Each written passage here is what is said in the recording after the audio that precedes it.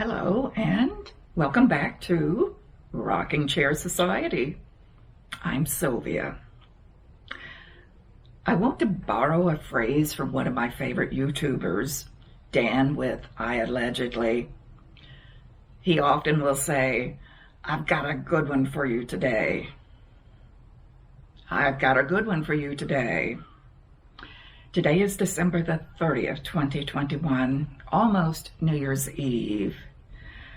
The story I've got for you goes back to New Year's Eve, 1950. First, let me tell you about Rob.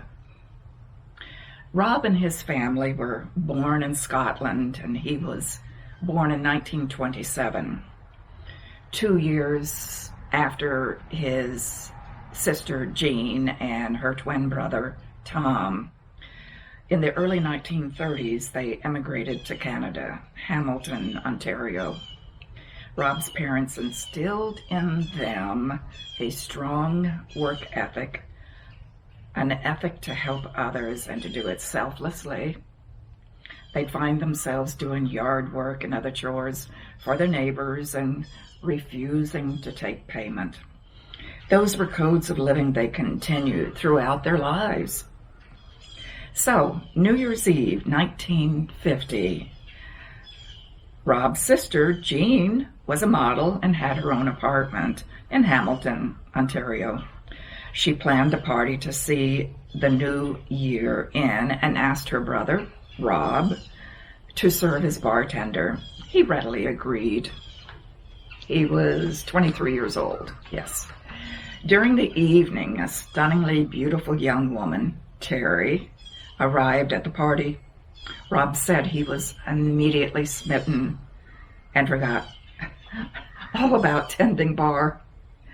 It seems the attraction was mutual. In fact, dating, letter writing, and an occasional long trip across the country ensued.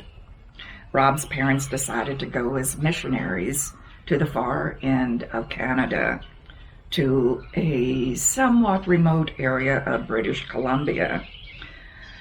The position had to be self-sponsored. His parents would be responsible for finding work, their own income, and still doing their religious work. Rob felt that his parents would need him to help them so they wouldn't suffer unnecessarily. Rob said goodbye to Terri, although they continued to write and communicate with each other. After a number of years, Rob felt he needed to release Terri so she could go on with her life. She did. She married and had a family. Terri, her husband, their son and daughter eventually moved to Okanagan Valley in British Columbia. Their intention was to have British Columbia as a temporary place with the intention of immigrating to California. While they waited, the laws changed and moving to the U.S. did not seem to be an option anymore. They stayed there, bought land, had a farm, orchards, livestock, and they raised their son and daughter there. Getting back to Rob, eventually Rob's parents made it back to Hamilton, Ontario, and he did also. At some point, Jean and their parents moved to the Bahamas. Rob later joined them. The political picture in the Bahamas changed, so they moved to South Florida. Rob became a department head in a hospital, met a woman, and they married.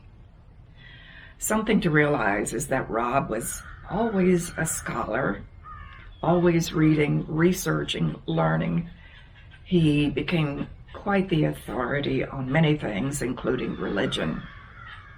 He could speak to a group of thousands of people with his learned professional manner, yet he remained humble.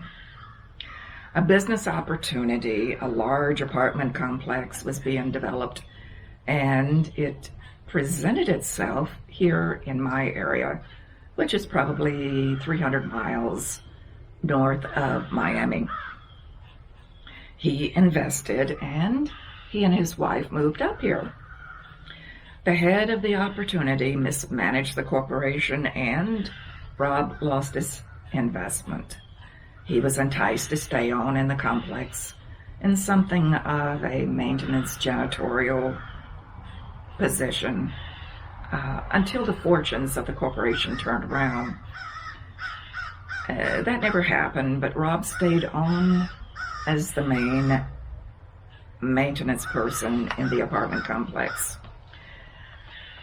After 20 years of marriage, his wife divorced him and married someone with a more affluent career. During this time, I was working in the main rental office in that apartment complex. Of course, that's when I met this humble person who was always so giving, sometimes to his own detriment, and someone who was a nurturer. Rob enjoyed taking trips to visit relatives in Canada and later to people he had met in the 1950s back in British Columbia. He also enjoyed visiting the American West. He had so many interesting stories to tell, so many adventures, so many interesting people he met along the way. On one of those trips, he went by Terri and her family's home, although it was an inconvenient time for Terri as she was preparing for some social event to be taking place at her home. She later told me that although the visit was very brief, she felt all the bells and whistles from more than 50 years before. Fast forward to 2003. Terri's husband wanted a divorce as he met someone he wanted to be with. They divorced. Phone calls started between Terri and Rob, and he paid her a visit. They talked marriage, with Rob suggesting Terri take a year to make sure that that's what she wanted. Yeah, they realized that at their age, and they were both in their 70s, and knowing what their feelings were for each other, they shouldn't wait. In October 2003, they met up in Ontario, they married, and Rob moved to British Columbia.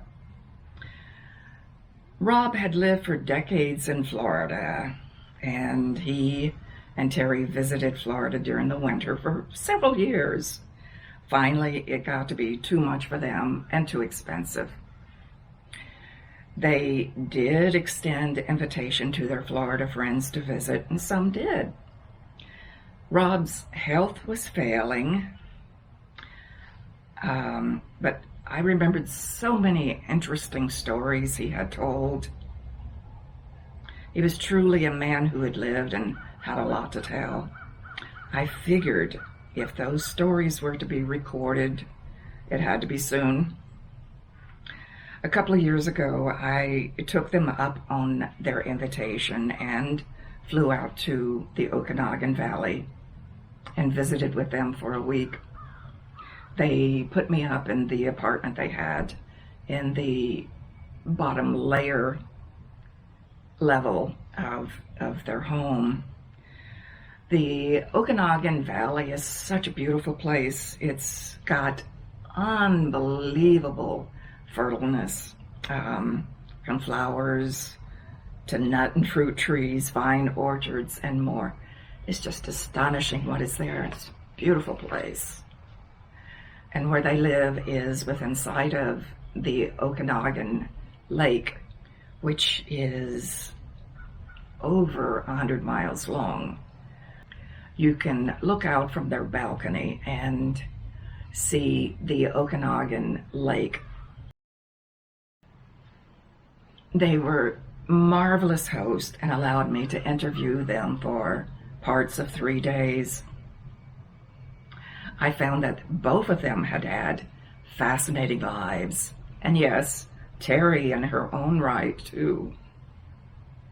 Rob's health continued to fail, and he passed away at the age of 93. He passed away July the 1st, 2021. Terri and I stay in touch, mostly by email. Here's what she wrote me in an email just this week, after I wrote her asking permission to share their love story. She also forwarded pictures of them taken at different times in their life. Terri and I stay in touch, mostly by email. Here's what she wrote me in an email this week. She also forwarded pictures of them taken at various times in their life. Here's what she wrote me. Yes, of course, you may use our love story of long ago. Strange that when I think of Rob today, I see him not as the old, frail, helpless man that he became, but instead the 23-year-old hunk that I met at a party and fell head over heels in love that lasted 71 years. I can still see him with that smiling face, full of energy, standing tall, and I knew he shared my feelings. Too bad it took 50 years to meet again and finally get married. We knew we didn't have 50 years ahead of us, so we made every day special, and certainly didn't come anywhere close to having a fight. I am quite well, although in this part of Canada, we had a lot of challenges last summer. We had fires and were once again evacuated, although our home was okay. I hope you enjoyed the story about Rob and Terri and their